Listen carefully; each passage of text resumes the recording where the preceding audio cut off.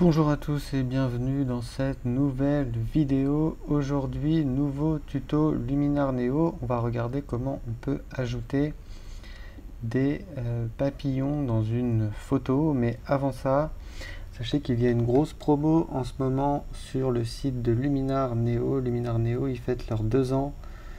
C'est leur anniversaire là en février et il y a une énorme promo. Toutes les infos sont dans la description. Et si vous êtes intéressé par Luminar Neo, sachez qu'il y a un code promo exceptionnel de moins 20% sur tous les abonnements Luminar Neo. Le code promo est dans la description, donc n'hésitez pas à aller jeter un œil. Donc comme je vous le disais aujourd'hui, nouveau tuto, on va regarder comment on peut intégrer des papillons dans une photo. On va utiliser deux techniques. La première technique, c'est en utilisant mon pack d'overlay qui est dans la description de la vidéo. C'est une technique qui va vous faire gagner énormément de temps si vous voulez aller vite dans votre retouche photo et si vous voulez surtout aller intégrer d'un coup des papillons dans votre photo en un seul clic. Donc ça, je vais vous montrer comment on fait tout de suite. Donc la première technique, c'est effectivement de télécharger mon pack d'overlay, le lien est dans la description. Et ensuite de venir ici tout simplement l'importer directement dans Luminar Neo, et ensuite vous allez pouvoir positionner vos papillons un peu comme vous le souhaitez ici en augmentant l'opacité.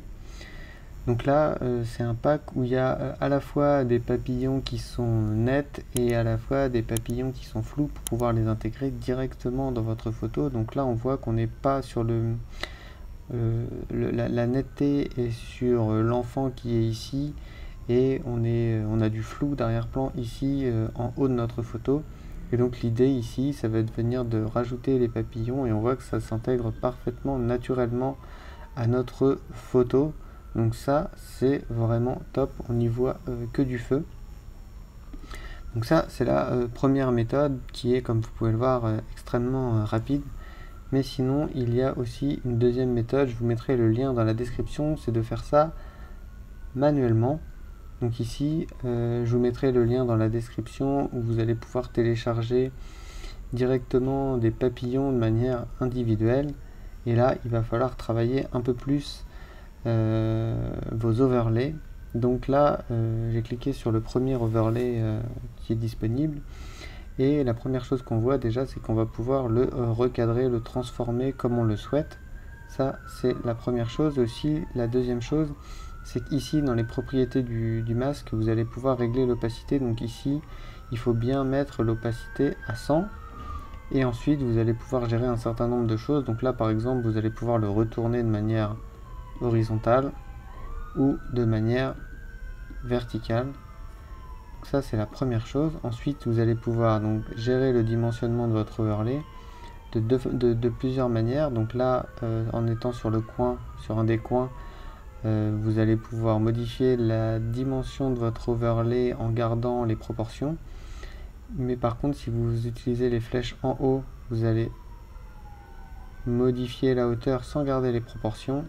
Et ici pareil à droite, vous allez pouvoir jouer sur la taille de votre overlay. Vous avez également une dernière option qui est ici, si vous mettez un peu sur le côté, de pouvoir lui donner une rotation. Donc là on va mettre notre papillon par exemple ici. Là le problème, comme vous le voyez, c'est que notre papillon il est net alors qu'on est dans une zone de flou. Et donc la technique pour ça, c'est d'aller, il y a plusieurs éléments, plusieurs paramètres à gérer pour ça. La première chose, c'est d'aller dans structure. Donc faites bien attention, vous êtes sur votre overlay, la structure, et c'est de mettre à -100 la structure. Ensuite les détails, c'est de enlever tous les détails. Et ensuite ici dans, je crois que c'est flou. Ici dans éclat, moi j'utilise l'effet Orton léger, je rajoute un peu d'effet Orton. Donc là ce qu'on voit c'est que il a plus du tout la même teinte qu'avant et c'est pour ça qu'on va pouvoir réduire la luminosité. Voilà, Et là on est pas mal puisque on a un papillon qui est plus flou, ou sinon après vous avez aussi la possibilité d'utiliser carrément le menu flou qui là va directement vous ajouter du flou dans votre overlay. Et là pour faire un truc un petit peu plus naturel, hop, hop, et là on a quelque chose qui s'intègre plutôt pas mal à notre photo.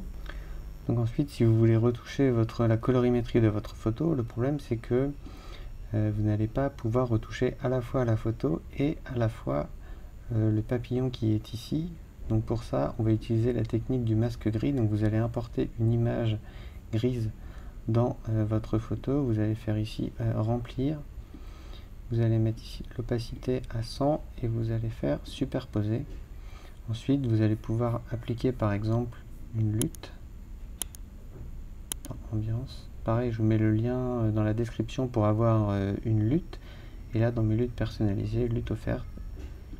Et là, on voit que ma lutte s'applique à la fois à ma photo et au papillon que j'ai rajouté. Voilà, j'espère que cette vidéo vous aura plu. Il y a une promo en ce moment, n'hésitez pas à cliquer sur le lien, allez voir les nouveaux tarifs de Luminar Neo. N'hésitez pas à me poser des questions dans les commentaires, vous pouvez aussi vous abonner à la chaîne et moi je vous dis à plus, salut!